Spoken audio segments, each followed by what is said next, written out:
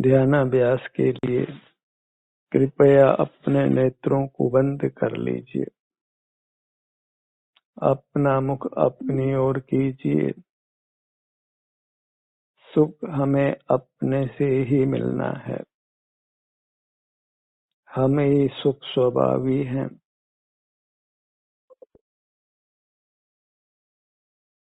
परमुख होकर हमको मूर्त पदार्थ ही जानने में आते हैं। जो सुख स्वभावी नहीं होने से उनका जानना शुष्क होता है और उसके साथ नियम से मोह कर्म का उदय होने से रागादि दोषों की उत्पत्ति होकर कर्मों का बंधन होता है। सुख के लिए प्रयोजनभूत वस्तु अपना स्वरूप है, जो प्राप्त मूर्त सही के बराबर है। इसके सुख का ही अनुभव होता है और यह अनुभव ही मोक्ष का मार्ग है। अनुभव संवेदन नियम से अपनी पर्याय का होता है, पर पदार्थ जो मूर्त हैं, जो इंद्रिय ज्ञान के विषय बनते हैं, वे सुख स्वभावी नहीं हैं। उनके अनुभव का कोई प्रश्न ही उत्पन्न नहीं होता। उनका केवल शुष्क ज्ञान होता है और मोक्ष मार्ग अनुभव स्वरूप है। अनुभव नियम से स्वयं का होता है, तो हमको अपना ही अनुभव करना है। जिस वस्तु का अनुभव हो वही प्रयोजनभूत है, क्योंकि अनुभव ही मोक्ष का मार्ग है। पूरे ब्रह्मांड में अपनी वस्तु जो अपनी अमूर्त काया है वही प्रयोजनभूत है। सुख का प्रयोजन उससे ही पूरा हो सकता है। इसलिए केवल हमको अपने अमूर्त शरीर का ही अनुभव करना है। अन्य सब कोलाहल है, अकार्य है, उससे मुक्ति का कारण नहीं बनता है। एक को ही साधना है, अपनी चिन्ह मूर्त को ही।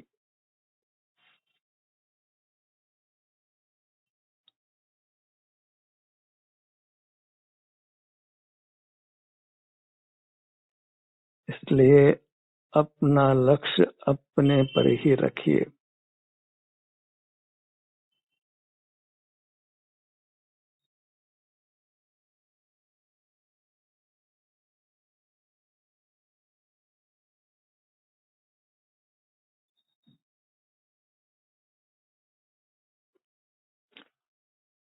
काम अत्यंत सुगम है।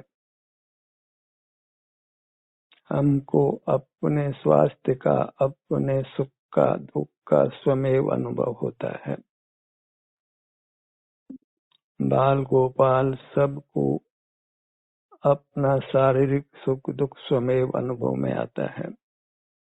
बस बहिर्मुख होते हैं तो हम अपने अनुभव से च्युत हो जाते हैं।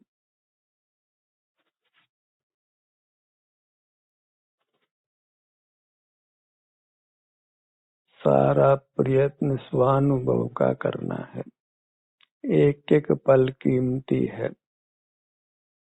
हर पल हम कर्मों को बांध सकते हैं या कर्मों को काट सकते हैं। दुख कर्म बंधन से है।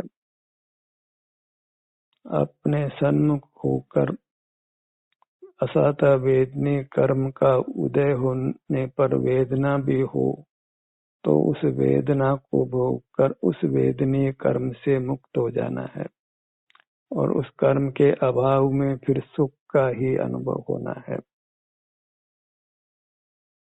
इसलिए शरीर में असहता भी हो तो उसका वेदन भी हमको अंततः सुख में ही स्थापित करता है। कर्म के फल को भोग कर फिर हम कर्म रहित हो जाते हैं।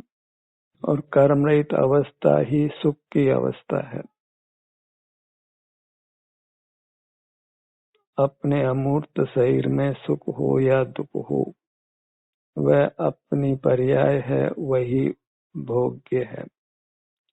पर पदार्थ जो मूर्त हैं, हमारे इंद्रिय ज्ञान के विषय बनते हैं, वे सुख स्वभावी नहीं होने से उनका भोग नहीं होता है। उनके लक्ष्य से भी अपने विषय सुख दुख की पर्याय की भोगने में आती है। पर स्वरूप से च्युत होने से मोह कर्म का उदय होता है, और मोह कर्म के उदय में नियम से कर्मों का बंधन होता है। मोह कर्म का उदय वह कर्म बंध का नियामक कारण है। हमें अपने सन्मुख रहकर मोह कर्म के उदय को जीतना है। मोह कर्म का उदय नहीं होगा तो राग आदि दोष भी नहीं होंगे, नूतन कर्मों का बंध भी नहीं होगा। बहिर्मुखता में ही मोह कर्म का उदय होता है, यह नियम है। जब हम किसी बाह्य पदार्थ को विषय नहीं बनाते तो फिर मोह कर्म का उदय नहीं होता है, तो मोह कर्म का बंध भी नहीं होता है। तो हमको बस ज्ञेयों के ज्ञान से रहित होना है, इतना ही मोक्ष का मार्ग है। तब स्वतः ही हमको अपनी वर्तमान पर्याय का, उसके सुख दुख का संवेदन होता है। दुख का संवेदन भी हो तो कर्मों से मुक्त हो जाते हैं, और फिर सुख ही शेष रहता है। सुख को किसी कर्म की आवश्यकता नहीं है, क्योंकि वह हमारा स्वरूप है।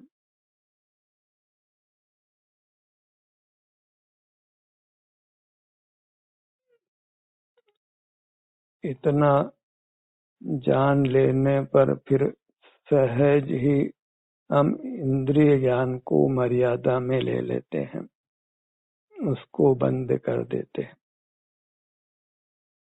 प्रथम श्रुत ज्ञान के अवलंबन द्वारा मोक्ष मार्ग का निर्णय कर फिर मोक्ष मार्ग में प्रवृत्त हो जाना है।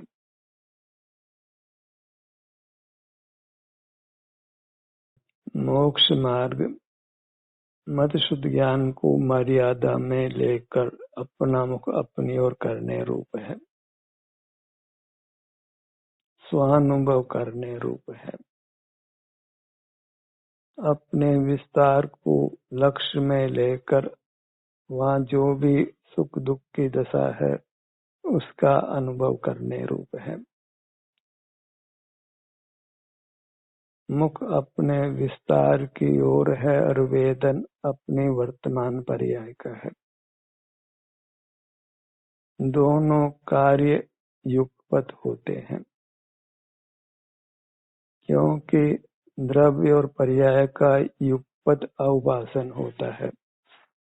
वस्तु न अकेले क्षेत्र रूप है, न अकेले पर्याय रूप है।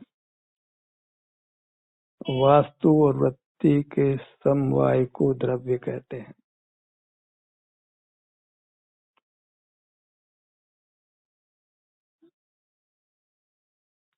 अपने मूर्त को ही लक्ष्य में रखकर हमको संसार सागर से पार उतर जाना है।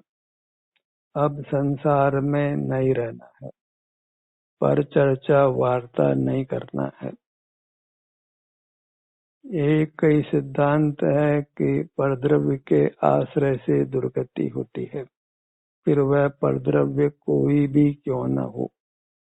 पर दौवादो दुख गई, और अपने लक्ष्य से मोक्ष की प्राप्ति होती है। स्वदौवादो सुख गई। इतना सा श्रुत ज्ञान पर्याप्त है, फिर उसको प्रयोग में लाना है। पर का लक्ष्य छोड़कर स्वानुभव में रहना है। एक एक पल हमने कर्मों को काटना है, बांधना नहीं है। बाहर में हम सदा नहीं रह सकते हैं। निश्चित आयु पूरी होकर इंद्रियादि का अभाव होता है, फिर नूतन स्थान में नूतन इंद्रियां प्राप्त होती है। मूर्त शरीर ही बदल जाता है, लोक व्यवहार सारा ही समाप्त होता है। प्रकृति को मंजूर ही नहीं है कि हम लोक के पदार्थों के साथ व्यवहार करें। स्वानुभव में रहकर उत्तम सुख का अनुभव करते हुए रहें, यही प्रकृति को मंजूर है। तभी हम जन्म मरण से मुक्त होते हैं, रोग से बुढ़ापे से मुक्त होते हैं, पर पदार्थों की आवश्यकता से मुक्त होते हैं। हमें पर पदार्थों की आवश्यकता से रहित होना है, वांटलेस होना है। यही मोक्ष का मार्ग है। क्योंकि सुख पर पदार्थों से नहीं है, तो पर पदार्थों की ओर नहीं देखना है। जब पर पदार्थों की ओर नहीं देखते हैं तो अनजानी वस्तु की आवश्यकता नहीं होती है। अपनी मूर्त को ही अनुभव करते हुए रहना है, उससे हमको सकल सुख की प्राप्ति हो जाती है। अतीन्द्रिय अनुपम सुख मिल जाता है। अपनी मूर्त की महिमा अनंत है, शब्दों से उसका वर्णन नहीं हो सकता है। जो अपना आभ्यंतर अमूर्त शरीर है, उसको ही भगवान संज्ञा है, और अपना अमूर्त शरीर बाल गोपाल सबको अनुभव में आता है। यहाँ जो भी सुख दुख की दशा है, उसका अनुभव वेदन होता है। बस उसी वेदन को करते हुए रहना है, बहिर्मुख होकर उस वेदन से च्युत नहीं होना है। वही स्वरूप च्युति है, वही अपराध है।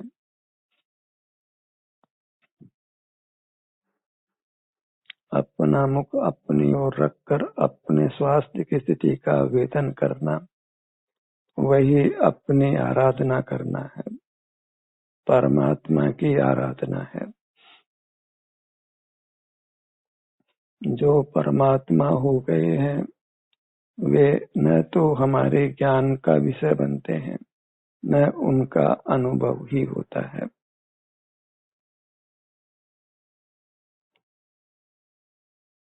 इसलिए वास्तव में वे प्रयोजनभूत नहीं है।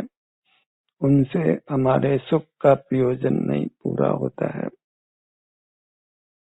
हमें अनुभव रूप मोक्ष मार्ग में चलना है, और अनुभव अपना ही होता है, अपनी वर्तमान पर्याय का ही होता है।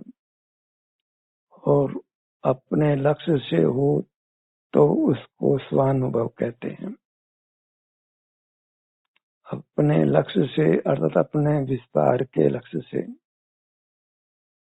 विस्तार ही त्रैकालिक है, वही शुद्ध कहने में आता है। उसके लक्ष्य से शुद्धता प्रकट होती है, इसलिए उसको शुद्ध संज्ञा है। पर पदार्थों के लक्ष्य से अशुद्धता होती है, इसलिए पर पदार्थों को अशुद्ध संज्ञा है। जो आत्मा को शुद्ध जानता है, वह शुद्धता को प्राप्त होता है। आत्मा अर्थात अपना निज विस्तार रूप आत्म द्रव्य, अपना क्षेत्र, उसको जो शुद्ध जानता है, पावन जानता है, लक्ष्य करने योग्य जानता है, तो वह पर्याय में अपने को शुद्ध पाता है। और जो आत्मा को, अपने विस्तार को, अपने आभ्यंतर अमूर्त शरीर को अशुद्ध जानता है, अपावन जानता है, अशुचि जानता है, तो वह अशुद्ध पर्याय को ही प्राप्त करता है। अपनी मूर्त को हमने सदा शुद्ध जानना है, पावन जानना है, परमात्मा जानना है। इसीलिए 3 शब्द ही याद रखने लायक है कि शरीर भगवान है,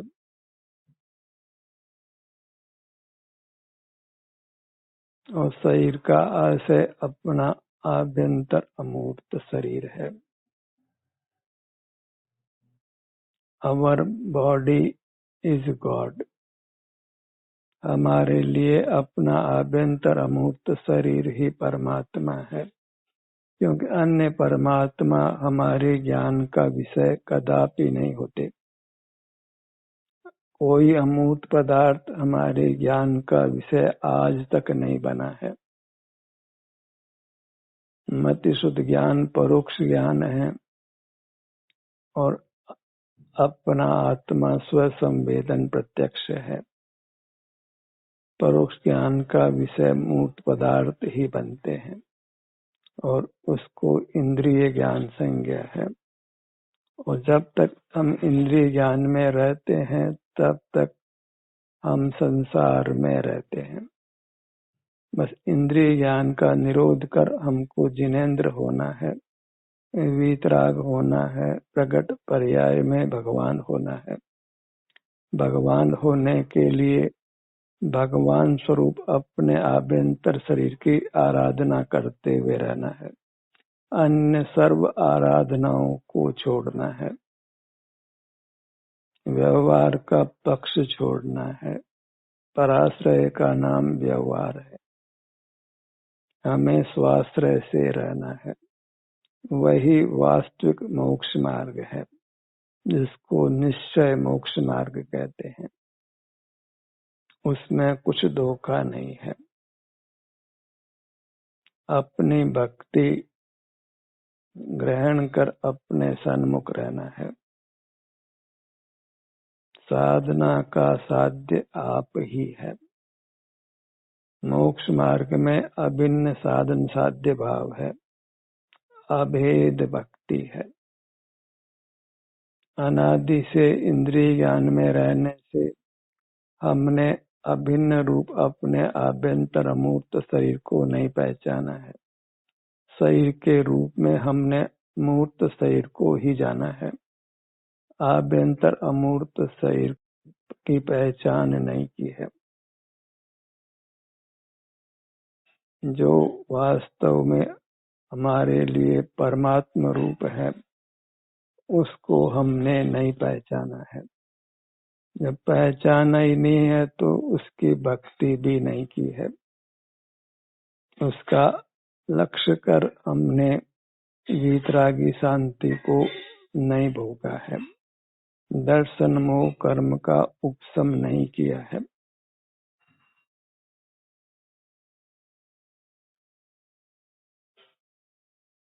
अपना लक्ष्य करते रहना है। सब अन्य कार्यों से निवृत्ति लेना है।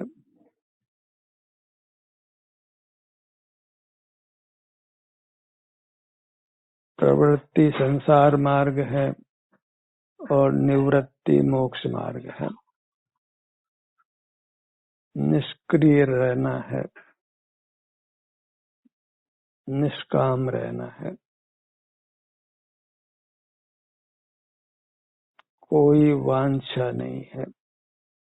अनुभव में केवल शांति का भोग है। वीतरागी सुख का भोग है।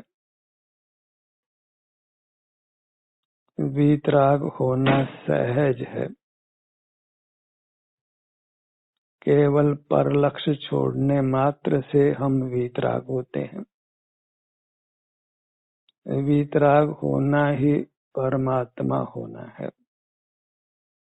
जब हम पर लक्ष्य छोड़ते हैं तो जिनेंद्र होते हैं। फिर प्रकट पर्याय में भी हम शीघ्र ही परमात्मा हो जाते हैं। बस जिनेंद्र होकर रहना है, इंद्रिय जयी होकर रहना है। मन भी एक इंद्रिय है, तो उससे कुछ विकल्प नहीं करना है। अनादि से हम मूर्त पदार्थों को देखते जानते रहे हैं और मन पाकर विकल्प करते रहे हैं। ये सब संसार की कथा है, काम भोग की कथा है। उसको विराम देना है, अपनी भक्ति में रहना है, क्योंकि निश्चय से अपने मूर्त ही आराध्य भगवान है, जिसकी आराधना हमने पूर्व में नहीं की है। उसको पहचाना ही नहीं है तो आराधना कैसे हो। उसके सन्मुख रहना ही उसका दर्शन करना है, उसकी आराधना करना है, उसकी पूजा करना है, उसका सेवन करना है।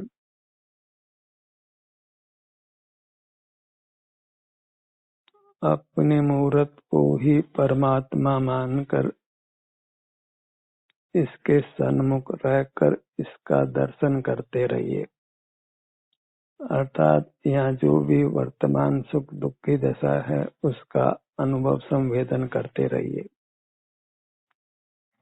इस मोक्ष मार्ग को हमने पूर्व में नहीं पाया है, उसको पा लेना है और मोक्ष मार्ग पर चलकर मोक्ष पा लेना है। लोक में ये मोक्ष मार्ग नहीं चलता है, क्योंकि जो अपना अमूर्त शरीर है वह इंद्रिय ग्राह्य नहीं है और लोक इंद्रिय ज्ञान से जीता है। हमें अतीन्द्रिय जीना है।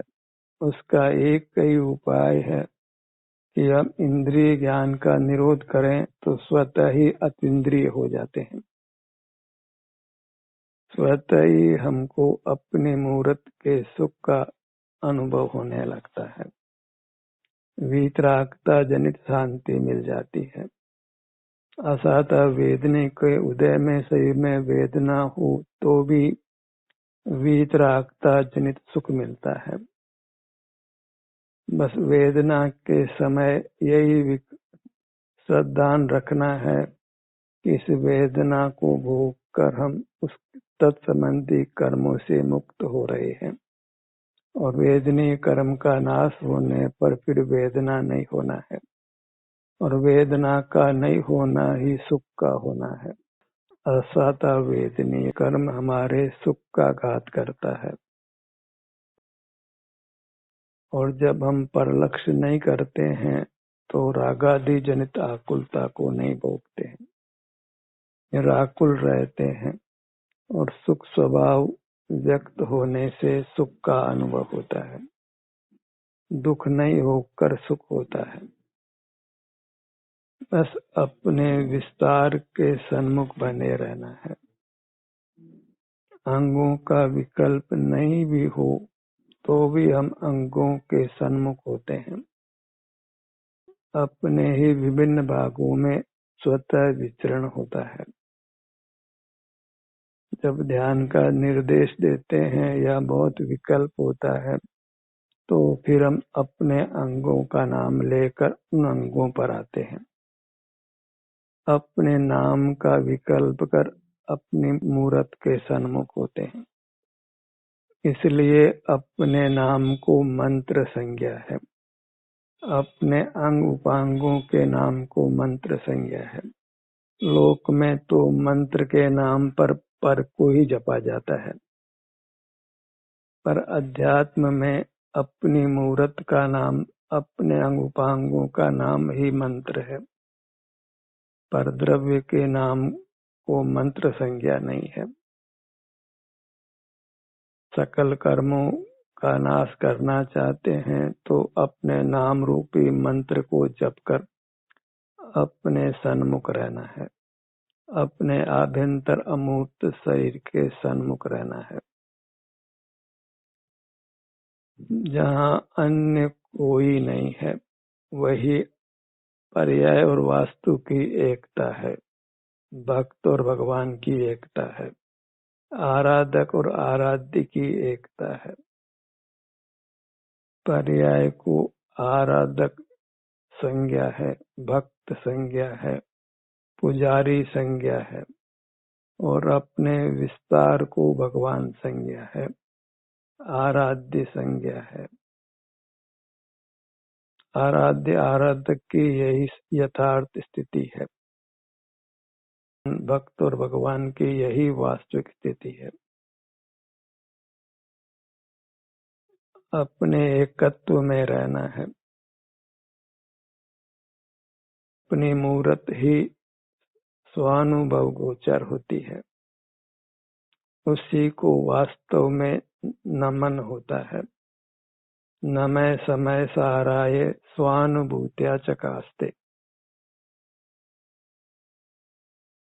जो स्वानुभव में अपनी चिन्मूर्त आती है उसी को नमन है। इसलिए नमो निज अमूर्त देहम, यही वास्तव में अनादि निधन मंत्र है। नमो निय शुद्ध अपाणम,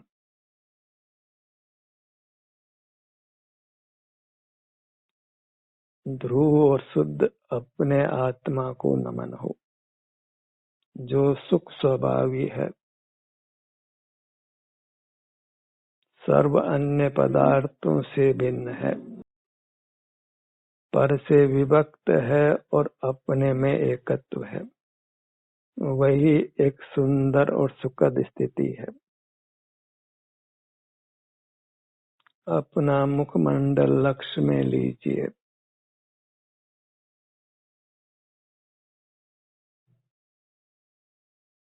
धड़ भाग, दोनों भुजाएं, दोनों पैर, नाना उपविभाग हमारे अनुभव में आते हैं।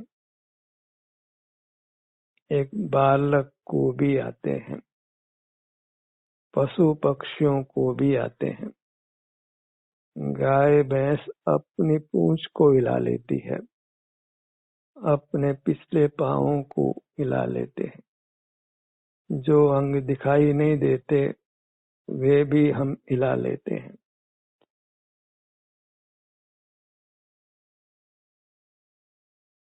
आंखों से तो यह पूरा मूर्त शरीर भी दिखाई नहीं देता है, पर अनुभव में हम अपनी पूरी मूर्त को ले लेते हैं। हर भाग के सुख दुख का संवेदन कर लेते हैं। जो वस्तु अनुभव गोचर होती है वही प्रयोजनभूत है। जिसका अनुभव नहीं हो सकता है वह प्रयोजनभूत नहीं है। अपने अलावा किसी का अनुभव नहीं होता, इसलिए अपने अलावा कोई पदार्थ सुख के लिए प्रयोजनभूत नहीं है। जो मोक्ष की कामना है तो अपनी मूर्त को पहचान कर उसी में लीन रहना है, उसी के विभिन्न भागों का संवेदन करते हुए रहना है